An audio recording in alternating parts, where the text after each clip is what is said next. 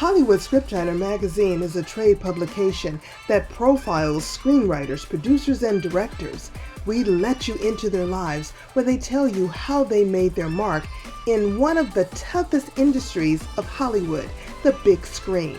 Subscribe today at hollywoodscriptwriter.com. In the Hollywood Scriptwriter magazine studio is director, writer, and actor Lauren Aboulafia, and I'm Angela Cranet. Welcome to our studio. Thank you. Thank you so much for having me. No problem. Tell us briefly about your background in film. Well, I started as an actor and was an actor when, theater actor, Shakespeare, did that for a while, like in college and out of school. Actually, musical theater was my first love. And then acting, I moved to LA actually for a boy, not for Hollywood. Mm-hmm. And shame, but maybe it turned out good. I know. And I kind of got a little maxed out of all the side jobs. So I got into commercial real estate. And so, I got into commercial real estate and still like did some acting, but like kind of needed to like focus on commercial real estate. And I did that for a while and got a pretty good business going. And then when I had my first kid, it was really a traumatic birth and I had him at 30 weeks. And so in the process of healing from that, I created and animated this film over the pandemic about his traumatic birth. Wow. So, and yeah. This all happened recently then. Yes, my re-entry into creativity, like, and that voice, that part of me was really recent. Over the pandemic, it felt amazing. Like joy was ignited again. I also found that this was not just like the passion I used to have of acting and creating, but it was also like bigger because it was about my traumatic experience and wanting also to connect with other women who had hard pregnancies, go through postpartum, anxiety. And so it became like purpose. I found a purpose with it as well, and joy. And I love animating. So it was like all those things in one was really cool. And also, I wasn't making bread over the pandemic. I was teaching myself how to animate and I loved it. It was very joyous. So it was a film, animation film? Yes. And it's called? Super Scar. Super Scar. Yes. And tell us why that name. Okay.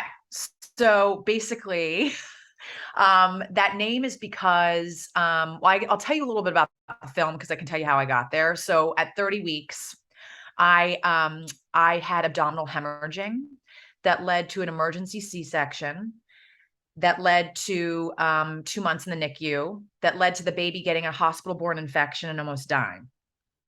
So I would share that with mommy and me support groups, and they'd all look at me like, you're looking at me, like, and then I said, that was my exact birth plan. And we would laugh because it was not, right? Obviously. So as I'm saying it and like through humor, I start healing and I start performing this story, and I perform it for Maternal Mental Health Now, and I perform it for Jewish Women's Theater. And then my husband has this idea that I should animate it, which I thought was insane because it's, an intense story. But through animating it, I found even more humor. So the super scar part is because I always wanted to be a star and famous, but I found the real joy and found real meaning and purpose through the scar that I have, because I have a scar that takes over my whole abdomen from this traumatic birth that reminds me of what I went through and reminds me that I'm still here and what really matters. So it's a super scar. Wow. Wow. Now, animation, the fact like Walt Disney animation? So no, basically it looks, I would say, a cross between like South Park and Big Mouth. I taught myself a program, so I'm not drawing it. Oh my God. It's still very tedious. I mean, it's not easy, but I taught myself this program over the pandemic. And what's so amazing about animation and doing your own short is it's really empowering because you are directing it. So it's my story. So I wrote it and I'm directing it and then I'm animating it. So it's like every part of your being is in this project. Now, are you doing it yourself as far as, are you the star of it, or is it cartoonish? It's all cartoons, all animated, all animated. Interesting. Yeah, all animated and then voiced by actors and myself. And it's a mommy support group. And basically, the short is around my story. But when I eventually want to take this further, it would be a series, television, animated television series about a mommy and me support group. So it's not just one story, it's many stories, many mother stories. Yeah. Okay. So you're shopping it around or presenting it to film festivals. Is that correct? Yes. Yes. So the short has been in, I think, 8 film festivals now, and it's doing really well. And it's really been such a pleasure because I found this new passion in terms of animating. And it was really the worst thing that ever happened to me. So to have the worst thing ever happen to you, where you're not sure your son's going to make it, you're going to make it. I've never experienced debilitating anxiety like that, where the floor is like, doesn't really feel under you. And then to animate that experience in an abstract way and then be at film festivals is like such an amazing, that whole pain into art, turn your trauma into art. That's what I did. Mm-hmm. And with your background, because you didn't start off with this type of industry in the film industry, No, um, what are you adding to it from your background to your animation filmmaking? I would say storytelling. So, because I've been an actor forever, so I know how to tell a story. I knew how to, I knew how to. Then wrote the script. I wrote another script before this, a pilot, that was not animated. So I did actually do that before this short. So I've started to basically know how to write, a T script. So, and then I was just thinking that this should be a short film, because it's so one story, and then go from there in terms of that's the kind of the inspiration for a series is the short then gets turned into a series. Mm-hmm. So has the short become already been bought up by the studios to become a television series? Where are we now? Love it. Thank you. So we are right now, we're in the process of, we have a deck. We're going to start pitching the series soon. And so that's where we're at. So the short still hasn't finished its festival run. So I kind of want to like have its life. And then I'm going to pitch this series. Yeah. Why submit it to film festivals? What is your goal of submitting it to the film The festivals? short, why submit the short to the film festivals? Yes. I think it was about, I wanted the story to get out there, to be honest, too. It's a really powerful story of like overcoming your trauma, and also sharing a voice that's not really shared very often, which is the voice of the struggles of motherhood. And that it's not always easy getting pregnant, being pregnant, after pregnancy. I think I wanted to expose the NICU experience. That's an experience that actually a lot of women experience, but it's not really talked about. And I wanted it to be talked about, and I also wanted to be funny, so it was entertaining and inspiring, and I wanted just to share it at film festivals so that the story got to be shown and shared. Yeah. Now, your film festival, because so many people take that route. Did you see any of the routes, considering it's pretty unique idea, Yeah. you know? Yeah. Where I don't recall seeing or hearing anything uh, like this type of animation film. Why choose film festival to get it out when it's so unique, not presented directly to, the big screen, the big dogs? I think I feel like that felt, I guess, a way of like a first step of like just to have more eyeballs on it, and like, and then see what, comes of it. I mean, a lot of film festivals, you see how well you do, and then you see if somebody is interested. Um, I think in really, if I'm honest with the short always was kind of a vehicle for like a maternal mental health now or NICU awareness to really like inspire moms. And then it became like, oh, now it's a short film. But really, I wanted it to eventually be the thing that springboards into a series. And I feel like a lot of people create these shorts or the pilot presentations so that then they can then have something that then is like, this is the feel for what the series will be. Mhm. What has been the most difficult for you in, entering into the film industry now? A lot of our uh, listeners and readers of our magazine, wonder about other people's struggles and how they've overcome them. And you're actually entering it into such a very unique way with something Yeah. so unique, which can be Yeah. dangerous or Yeah. beneficial, right? Yeah. Yeah. Um, the competition is unbelievable. Like, I cannot believe I wasn't the only one doing projects over the pandemic, right? So, like, a festival will have like 7,500 films for, for shorts. I mean, that's like, they can't watch them all.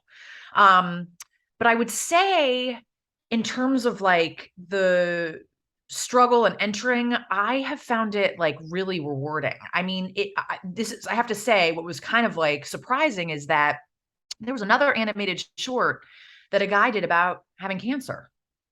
I think it's becoming another way of telling challenging things, but if it's not that, if it's animated, you have a hand, so that there's a distance, so it's not overwhelming for people to take. If I did the live version of this, it would be a lot to digest. The animated version gives some distance, and then it allows some freedom in terms of, like, I had a fibroid as part of why I had abdominal hemorrhaging. Well, the fibroid's a monster that talks, you know, and so it becomes more playful and more digestible with animating it. So I think that, and I saw that. I saw people playing with animation in different ways at these festivals. That was really interesting. It is an interesting perspective with something so serious. Yes. And yet it's still presented as a serious matter, but yet in a way where it's not so devastating Right. and tear jerking, to Right. where maybe the audience can digest it better and Yes. see your real message behind it and your Yes. real story. That's it. And I feel from doing the festivals, I have from doing the Q&As afterwards, I feel that it's like they go on the ride, and they would say, I'm laughing, then I'm crying, then I'm laughing, then I'm crying, so they're getting it all. They're not just sitting in the trauma of it all, which is too much. It's too much. Mhm. So, yeah. Wow. Now, why turn into a series for television? And what route are you taking? Because so many, people in the film industry would love to have that opportunity, but maybe not know how to take that route, or have failed at that route, or of course, some have succeeded. So the first part of the question is you why make it a series? Is that the first, like, Yes. why even do this? So um basically what happened is that I've now seen a lot of celebrities talking more about how hard it is to be a mom. You got Amy Schumer. She had a whole documentary about her pregnancy. Natasha Legazzaro. You got Jesse Klein, who's one of the voices of Big Mouth, doing an entire book of essays about motherhood. So it's starting to get more into the zeitgeist of like real talk. And so I was like, okay, where could we do like it's an adult animation for moms. It doesn't exist. It will be funny. It will be racy. It will be Big Mouth meets, kind of like a working mom, so that you get all of it. And so that was the idea. And I feel like, really, like, you're going to get to see your stories through animated characters. You're going to get to relate to these women that are in this mommy group, because the idea is the mommy group is real, like the real talk mommy group, not the Instagram mommies, the real talk mommies. Because that's the group that I finally found in my life that really, like, was where I found real moms talking about real hard stuff. What's your route, though, that you're taking for this series for television? So it's like I have a pitch deck, I have a sizzle, so I have also like, and I also have all the characters, so like I have they're animated already, so that people can like get a feel for the tone. So it's not just in the in the imagination, it's there. And then I'm going to pitch it to production companies. So that's what I'm going to do. How are you going to You get have into the a door? manager helps. Um different connections that I've made over the years of people that work at animated production companies, that, are willing to hear the pitch. So, and a manager helps too. So the mixture of both. And I really think that there's like a place for it. I think that there's a place for this voice. Hmm. Yeah, Yeah, because everybody wants to get it into the door. And what I'm hearing, and I hear this almost every interview, the networking, the past connections, not burning any bridges, that coming back to the ground you've already laid. 100%. Like, I think the thing that has been so amazing in terms of like synchronicity is stuff that I did or people I met, I'm talking 10 years ago, of what they're doing now. So you just don't know. I mean, I think that's the magic in terms of Hollywood, where I think I spent a lot of years like this. I have to make it happen. I have to do it, as opposed to, let's see, let's create. Let's see who I now know. Let's see how it all comes together. I think once you do that, I think that you start to enjoy of why you even wanted to do it. And it's tricky here to do that. This is a place. Hollywood is a, what you working on? What kind of, can you help me? What are you doing? And why this project is so powerful to me is because I actually didn't hear any of that for a while as I was working on it. So I just saw create more, create. This is so joyous. This is so joyous. This is purpose. This is purpose. This is joyous. And then as that's happening, then it like started to have a life. So yeah, I don't know if that answers it, but it's a couple things of how I've gotten here and how I can't believe how it's coming together. Friends that are showrunners of animated shows now. Mhm. Mm, interesting. Now, do you think, though, because it's so focused on the message for women, that that may be a hindrance to or a benefit to the series, TV, even big screen, if that's one of your goals? Because does it leave out men? No, because men will join the group because there are single dads raising kids. They're going to be people that maybe, wanted to change their sex because they felt a different way that will join the group. So it's going to cover all different types of the word mom.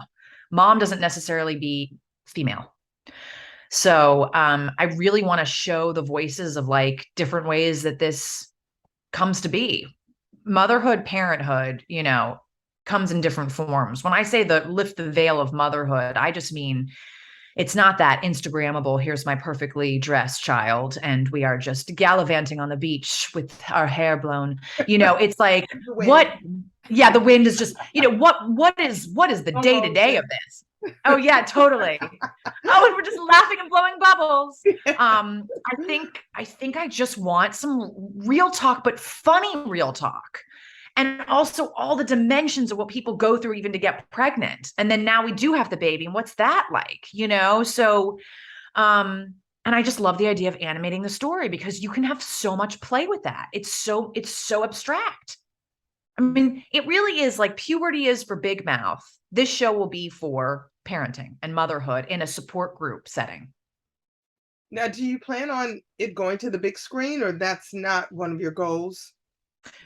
I think that I mean, I would love the short to be on the big screen. I mean, it is on the festivals. I mean, it was really cool to see on the big screen. I mean, I think an amazing goal would be the short be on the big screen, but really the series would be on television, and that stories get to be heard, and people laugh and cry and feel seen, and they're different.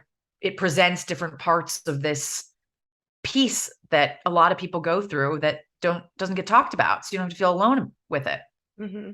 Now, I don't talk to a lot of writers about series, but you have this short. So, Hmm. is it and you are telling a certain story? How Right. can it develop into a series? You've told the story. Right.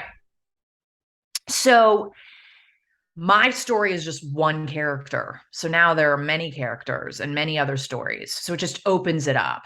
the short is around one person's journey. This is going to be around multiple, like, think of like Sex in the City. It's like a group of women who all have their own stories, but they come together and they bond, and it's the group of people are coming together and bonding in this support group. And you're seeing all their different backgrounds and how they connect as friends, as parents, but they all come together in this misfit group of women bonding over how to raise children. Okay. How has your success with even getting it into film festivals, because a lot of people unfortunately don't even make that cut, how has that helped you to have the confidence that you do have something here? Yeah, getting in, because I can't believe how many films people are submitting to these festivals. So that did give a degree of confidence to be, to have people really watch it. Sometimes you're like, are they even watching these? I mean, they get so many submissions, and the talkbacks. I mean, the Q&As, I've done quite a number of interviews. I think all of that's given me confidence because people want to hear about, the process, or how did you survive this, or how did you animate this, or so it does create I have confidence now that I'm getting reinforcement that this matters. Hmm. What advice do you have for those who want to create something as unique as yours, but not yours, of course, but something outside of the box? I mean, that's a scary way to go, outside of the box, as opposed to we can look at films today and it's like, oh, that's just like that, just a different character or a different scene. And you literally see the same movie on two different screens, and it made it to Netflix, it made it to the big screen. So, what Yeah, advice do you have?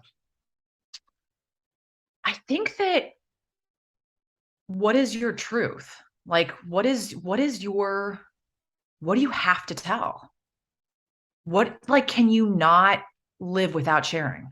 What does scare you? I mean, I think that it was like the darkest, scariest thing I went through, and I don't know, to share that and then find purpose. I think there's like a sense of like, if you feel like you have to do it and it's bigger than just your story, then you don't, nothing stops you.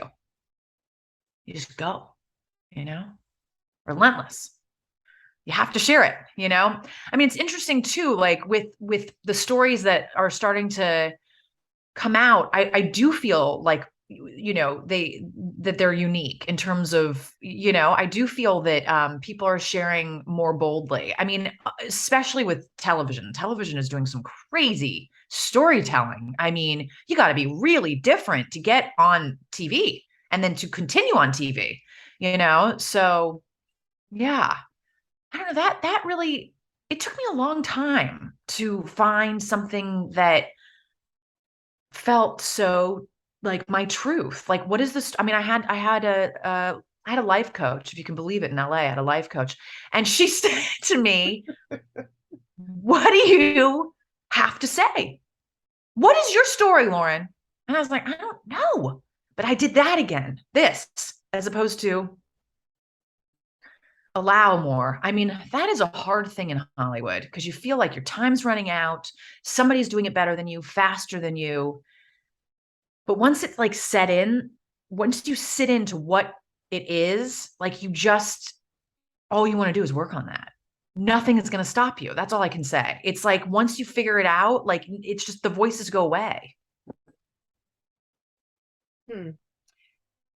Now, so many women, unfortunately, even in 2022, um, are, of course, having to break down barriers. Yeah. You have a separate advice to women who, are still struggling in the man's world industry, although we know it's open somewhat, but is it equal? Um, it's interesting with the film festivals that I went to, there were quite a number of female animators, which was like pretty cool. So that in terms of my the film festival circuit, I am seeing that there are more women, and I'm seeing, I think also when I leaned into the festivals that were female, like they're literally run by females and female driven festivals, I think that's something to look into so that you get support around women.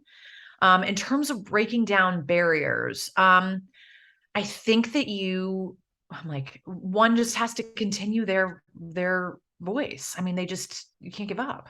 I mean, that's can't give up. I mean, there's nothing more than just keep working at it and keep making your stories. And you're a woman who wants to tell stories. Just by doing that, going to help this. I mean, I can't believe some of the women, my female friends right now, they are crushing it. So I just want to lean into that it's happening, and let's have it continue to happen because it's still not fully there, right? But I have seen some of my really strong, badass female friends killing it right now as showrunners, as directors, really killing it. Yeah. You working on any other projects? Well, the series for sure. So that's like the next like thing I'm really focused on. Yeah, and I have another child. So Oh, that's the um next chapter in your life, which huh? was like kind of crazy because you wouldn't think I would have done that again after the experience I had with the Oh, first. you just want another animation hit I on just your want hands. another That's all. animation. Exactly. Right. I just need more material, Right, really, that's all. Angela. That's why Um not, right? so yeah, I have a baby. Yeah. So that's also happening. Yeah, I really, it's really cool though to create. I just want people to remember why they fell in love with this. That's the thing I want to say the most today. That feels like the most true to me. Like, why did you want to get into film in the first place? Because what happened to me, I think, and why Super Scar is such a important name for that short is that I got really obsessed with stardom, really obsessed with that will then make me live forever. It was an existential thing. If I have a star, I will live forever.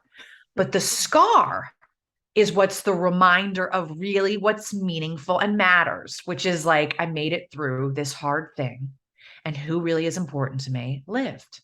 So it's a configuring of like it's reframing my entire existence in Hollywood. That's why the title Super Scar is so important to me.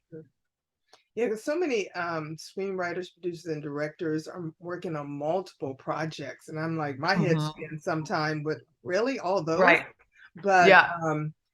it apparently seems that you've really chosen the route to stay focused on Yeah. making this as grand as it can possibly be, giving it all the chances it can possibly Yeah. have by giving all your attention. Yeah.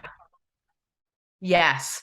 It I would say what's a little bit different about mine is that I really want to like be kind of more of a beacon if I can in the whole world of the NICU. So there's a lot of crossover for me, like, in terms of podcasts, in terms of the way that I'm speaking about the subject matter of the short. It's like somebody doing a short about mental health. It's like mine is bringing awareness for the NICU. So I'm hitting a different way of creating. I'm also like doing it through something that I want to bring attention to, you Yeah, know? yeah. Speaking of that, So mental health and mental yes, illness is a part of the message as well exactly. in your short. Exactly. That Right. So I also am involved with, yeah, yeah, that's maternal so mental health the now. biggest I'm really topic involved right with now. them Yeah. too. Hmm. Yeah. So when you say in terms of like focus, it's like, yes, focus. And the short also, I want it to not just be film festivals. It's also to help bring awareness of like, hey, I struggled with these things. Use this maternal mental health now, use this hand to hold, use this cedar Sinai as, something that could inspire and help women and men going through similar things. Do you think that that is now going to be your forte, your focus on once you get all of this off the ground and it's where you want it to be, it's always something next Will you Yeah. veer to the left, or will you say, you know what, this is my purpose to Yeah. give certain messages? Tell us about that. Which Yeah, direction that will is you my go in? yeah. I think I'm gonna lean in more with the purpose. Yeah, I feel it's when you go through something that shakes you like that, where you literally don't know if you'll live or your child will live, it's just like bigger. It's bigger than, that's why that whole thing with the superstar, it's like, because it's and that's the line there is like, yeah, I want to really help these foundations and organizations with women that go through crazy experiences. I mean, there's postpartum psychosis. There's Mhm. all these different things women go through that are not in the daily conversation that And I want to help with. and what's interesting is, even though the message is focused on women, men seeing that same message will help them to understand women I more in will, certain yes, circumstances. I will never forget my sister-in-law's boyfriend is a nurse. Not only did it help him give an understanding what women go through in terms of pregnancy, but it helped him on the medical level of hearing what I said in terms of doctors and my experience with doctors. So that to me was like, oh, and he was laughed and he cried, all those things too. But like, that was really cool, the medical level, having to see that perspective. And again, through animation, not being preached at, it's that kind of different way of like presenting story. I like, love it. Mhm. I love that. I was like, love it. I love it. Anything you'd like to add? I just want to be able to keep creating and do what makes you feel joyous and that what gives you meaning and purpose. Yeah. Mhm, mhm. That's a great ending. Sometimes people just need to hear it from someone else. Yeah. It's And like I want to tell you. they know it, but hearing it from someone else and living through your story and your journey has been so interesting to our Hollywood scriptwriter viewers and listeners and all that good stuff. So we really do appreciate you in joining us today. Thank you. And thank you for having me. No problem. And Hollywood Scriptwriter Magazine, we're in the studio today with director, writer, and actor Lauren Aboulafia. And I'm Angela Cranon. Make it a great day.